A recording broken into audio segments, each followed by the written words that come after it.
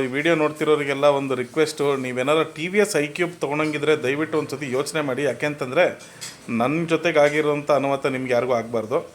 First time ಸರ್ವಿಸಿಗೆ ತೊಗೊಂಡೋಗಿ ಕೊಟ್ಟೆ, ಗಾಡಿಯಲ್ಲಿ ಏನೋ ಪ್ರಾಬ್ಲಮ್ ಬರ್ತಾಯಿತ್ತು, ಈ ಬೀಪ್ ಸೌಂಡ್ ಬರ್ತಾಯಿತ್ತು ಅಂತ. ರೆಡಿ ಮಾಡಿದ್ದೀನಿ ಅಂತ ಅಂದ್ಬಿಟ್ಟು ಹೊಸ ಬ್ಯಾಟ್ರಿನ ರೀಪ್ಲೇಸ್ ಮಾಡಿಕೊಡ್ತೀನಿ ಅಂತಂದರು. ಅದು ಮಾಡಿದಾರಲ್ಲ ನನಗೆ ಗೊತ್ತಿಲ್ಲ. ಸರ್ವಿಸ್ ಸೆಂಟರ್ದ ವಾಪಸ್ ಇಸ್ಕೊಂಬರ್ಬೇಕಾದ್ರೆ ಚಾರ್ಜರ್ನ ಅಲ್ಲೇ ಇಟ್ಕೊಂಡಿದ್ರು ಅವರು. ಚಾರ್ಜರ್ ನಾವು ತೊಗೊಂಡಿಲ್ಲ ಅಂತ ಹೇಳಿದ್ರು. ವಿಡಿಯೋ ಪ್ರೂಫ್ ಇದ್ದಾಗ ಇದೆ ಅಂತಂದರು. ಸೊ ಇದು ಪಾರ್ಟ್ 1. ಪಾರ್ಟ್ 1 ವೀಡಿಯೋನ ನಾನು ಯೂಟ್ಯೂಬಲ್ಲಿ ಹಾಕಿದ್ದೀನಿ. ಸೊ ಪಾರ್ಟ್ 2ಅಲ್ಲಿ ಏನಾಗಿದೆ ಅಂತ ಅನ್ನೋದನ್ನು ಇವಾಗ ನೋಡಿ. ಗಾಡಿ ಕೊಟ್ಟು ಕಳಿಸ್ಬೇಕು, ನೋಡೋಣ ಈ ಸತಿನಾದ್ರೂ ಈ ಪ್ರಾಬ್ಲಮ್ ರೆಕ್ಟಿಫೈ ಆಗುತ್ತೋ ಇಲ್ಲೋ ಅಂತ. ಸೊ ಗಾಡಿ ಆಲ್ಮೋಸ್ಟ್ ಅಲ್ಲೂ ಸರ್ವಿಸ್ ಆದಾಗಿಂದ ಒಂದು 100 ಕಿಲೋಮೀಟ್ರ್ ಹೊಡೆದ್ರೂ ಹೆಚ್ಚು. ಸೊ ಚಾರ್ಜರ್ ನೋಡಿದ್ರಲ್ಲ, ಇದು ನೋಡಿ ಸ್ಕ್ರ್ಯಾಚಸ್ಸು, ಲೈಟ್ಸು ನೋಡಿ ಯಾವ ಥರ ಡ್ಯಾಮೇಜ್ ಆಗಿದೆ. ಸೀರಿಯಲ್ ನಂಬರ್ ಏನಿದೆಯಲ್ಲ ಇದು ಪಕ್ಕ, ಇದು ನಮ್ಮದು ಅಲ್ಲ ಇದು. ಬಟ್ ನೋಡಿ ಸರ್, ಇದು ನಿಮ್ಮನ್ನು ನಂಬ್ಕೊಂಡು ಖಂಡಿತ ಮಾಡಿಕೊಡ್ತೀನಿ. ಇದು ಲಾಸ್ಟ್, ಇದು ದಯವಿಟ್ಟು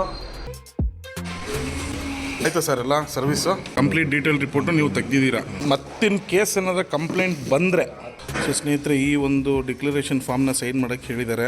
ಸರ್ ನಾನು ವಾರ ಈ ಗಾಡಿನ ಓಡಿಸ್ತೀನಿ. 14 ಜಾನ್ವರಿಗೆ ನಾನು ನಿಮಗೆ ಸಿಗ್ನೇಚರ್ ಮಾಡ್ತೀನಿ ಸರ್.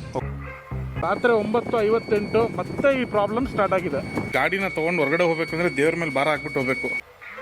ಬೆಳಗ್ಗೆ ಬಂದಿದ್ದ ತಕ್ಷಣ ಇದು ನಮ್ಮ ಸೆಕ್ಯೂರಿಟಿ ಅವ್ರು ಆಫ್ ಮಾಡಿಟ್ಟಿದ್ದಾರೆ. ಆನ್ ಮಾಡಿದ್ರೆ ಡಿಸ್ಪ್ಲೇಲಂತೂ ಏನೂ ಬರ್ತಾಯಿಲ್ಲ, ಈ ಅಂತ ಸೌಂಡ್ ಬರ್ತಾಯಿದೆ. ಚಾರ್ಜರು ನೆಟ್ಟಿಗೆ ತೊಗೊತಾ ಇಲ್ಲ.